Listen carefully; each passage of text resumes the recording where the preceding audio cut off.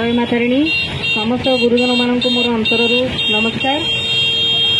मुझे कहवा उचित नुहे कहीं सब मुरबी मैंने बसुँच से जहाँ कहते पाखे कथा कहवा शिखा भाया कि तथापि जेहेतु मत कहार सुजोग दिखाई अल्प किसी कहबी मुझे जानी एना मु बसी जड़े मौसा कहले मो मन सबल शरीर सीना दुर्बल मन सबल जो मुझे ये माने आंदोलन में बसापी जहाँ भी हो आम से खुशी दुखित यही बस से घरे विश्राम नवा कथा किंतु आसिक आंदोलन में नेतृत्व नहीं तेणु मुझे तो धन्यवाद दूसरी आम युवगोष्ठी को आह्वान करपर्यंत आम आम लक्ष्य स्थल में पहुंची नाऊ से पर्यंत से आगामी आंदोलन को आगे ने तेणु आमर लक्ष्यस्थल कौन आमर जो महाविद्यालय अच्छे धरणीधर महाविद्यालय को निमज्जन न करने विश्वविद्यालय सहित विश्वविद्यालय अलग जगह हो जोटा आमर पुराणा बजार सुलेखमार जगह दी 34 एकर जमी सेठी तो आवश्यकता सब भित्तिभूमि ठीक अच्छी जगह जमी सब अच्छी तेणु सेठारे करा जाऊ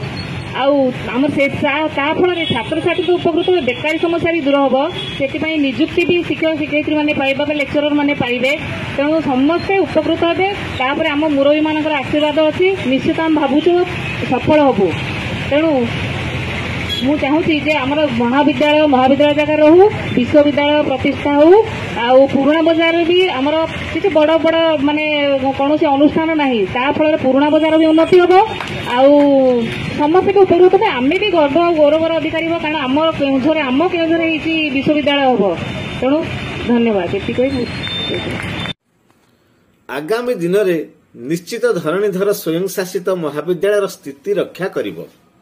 केन्दुझर स्वाभिमान अस्मिता लगी 3 दिनिया गणधारणा समाप्त हैला। स्वयं शासित महाविद्यालय सुरक्षा मंच पक्षरु चलीथिबा 3 दिनिया गणधारणा सामयिक भावे समाप्त होईछि। जिलापालଙ୍କ ऑफिस सम्मुख रे एई गणधारणा चलीथिला। जिला सारारु बुद्धिजीवी आसी एतिरे सामिल होइथिले। उद्देश्य थिला जिलार स्वाभिमान तथा अस्मिता धरणीधर स्वयं शासित महाविद्यालय स्थिति रक्षा करी पूर्व गौरव फेराई आनिबा। उल्लेखयोग्य कि 1957 मसीहारू भूतत्व विभाग को नहीं केन्दुझर साइंस कॉलेज प्रतिष्ठा होइथिला जहाँ पर धरणीधर स्वयं शासित महाविद्यालय मान्यता पाइथिला। एठारो अनेक छात्र छात्री पास करी उच्च पदवी रे अधिष्ठित होइछंती। एपरिकी केते जण ओडिशार मुख्य शासन सचिव होई सारिछंती। हेले एबे धरणीधर विश्वविद्यालय हेला परे ए पुराना कॉलेज को चंचकता परी लोप करी दियागला बोली सरकारी भावे कह जायछि। फलरे धरणीधर स्वयं शासित महाविद्यालय कागज पत्र रे निज अस्तित्व हराइछि। विश्वविद्यालय नाम रे कॉलेज संपत्ति हड़प हेबारे लागिछि। विश्वविद्यालय नाम रे ओएसडी प्रताप महांती अतीतर विचित्रानंद दास भूमिका निभाउचंती बोली आज गणधारणा स्थल रे मत प्रकाश पाइथिला। युक्त 2 युक्त 3 स्तर रे पाठपढ़ा स्थाणु हो जाइछे। विश्वविद्यालय नाम रे छोट पिला हजि जीवाकू बसिचंती। एपरिकी स्नातक छात्र छात्री ए वर्ष एजाए परिचय पत्र पाई पारि नाहंती। विश्वविद्यालय से कथा बुझिबाकू बेल नाही बोली अभियोग आसीछि। यूजीसी धरणीधर विश्वविद्यालय को स्टेट यूनिवर्सिटी कहवा बेले एबे एहाकू धरणीधर स्वयं शासित महाविद्यालय उन्नत होई एही विद्यालय हेला बोली कहवा एक बेनियम कार्य।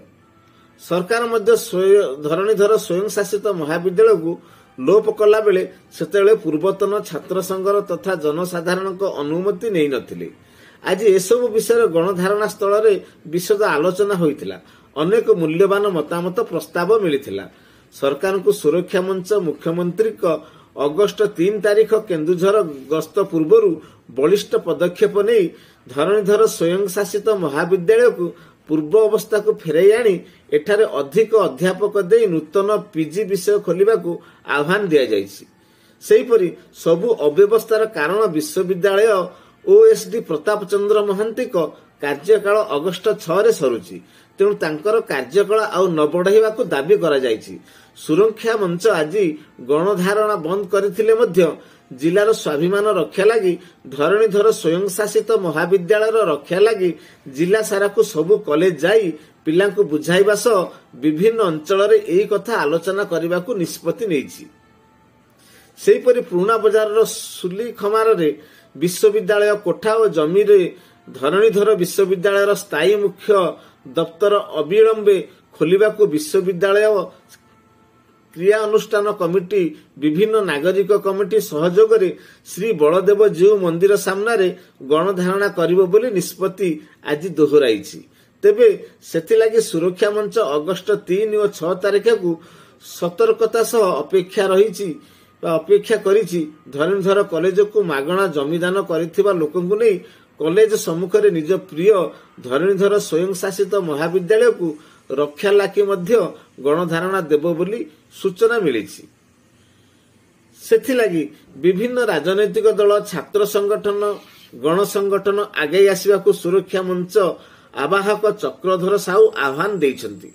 ଆଜି ଗଣଧାରଣା ନ୍ୟାୟ ମଞ୍ଚରେ ସଭାର ସଂଯୋଜନା ତଥା ପରିଚାଳନା ବରିଷ୍ଠ ସଦସ୍ୟ ଭରତ ପାତ୍ର କହିଥିଲେ, ଅନ୍ୟମାନଙ୍କ ମଧ୍ୟରେ ସର୍ବଶ୍ରୀ ନିରଞ୍ଜନ ବାରିକ, ସତ୍ୟନାରାୟଣ ମିଶ୍ର, ଆଲୋକ ମିଶ୍ର, ଆଶିଷ ଚକ୍ରବର୍ତ୍ତୀ, ପ୍ରଚିବାଳା ସାହୁ, ସଙ୍ଗୀତା ସିଂ, କୃଷ୍ଣଚନ୍ଦ୍ର ମହାନ୍ତି, ମାଧବ ସର୍ଦ୍ଦାର, ଡକ୍ଟର ବନବିହାରୀ ମିଶ୍ର, ଦିଲ୍ଲୀପ କୁମାର ସାହୁ, ଡକ୍ଟର କ୍ଷୀରୋଦ ଚନ୍ଦ୍ର ମିଶ୍ର, ନବକିଶୋର ସାହୁ, ଲାଲମୋହନ ରାଉତ, ଦୀପକ ରାଜ, ସତ୍ୟଜିତ ମିଶ୍ର, ଶରତ ଚନ୍ଦ୍ର ପାତ୍ର, ରମେଶ ମହାନ୍ତ, ବାବାଜୀ ପାତ୍ର, ସୁପାଇ ମୁର୍ମୁ, ଇଂ ପ୍ରଶାନ୍ତ ଦଳେଇ ଆଜି ନିଜ ଅଭିଭାଷଣ ରଖିଥିଲେ। ଅନ୍ୟମାନଙ୍କ ମଧ୍ୟରେ ପୂର୍ବତନ ବିଧାୟକ ସୁବର୍ଣ୍ଣ ନାୟକ, ଅଧ୍ୟାପକ ରଞ୍ଜନ ପଣ୍ଡା, ପ୍ରତିଭା ମଞ୍ଜରୀ ନାୟକ, ରେବତୀ ସାହୁ, ପୂର୍ଣ୍ଣ ଦାସ, ଅଲେଖ ପାତ୍ର, ଜନାର୍ଦ୍ଦନ ନାୟକ, ସଞ୍ଜୟ ସାହୁ ଆଦି ଉପସ୍ଥିତ ରହିଥିଲେ।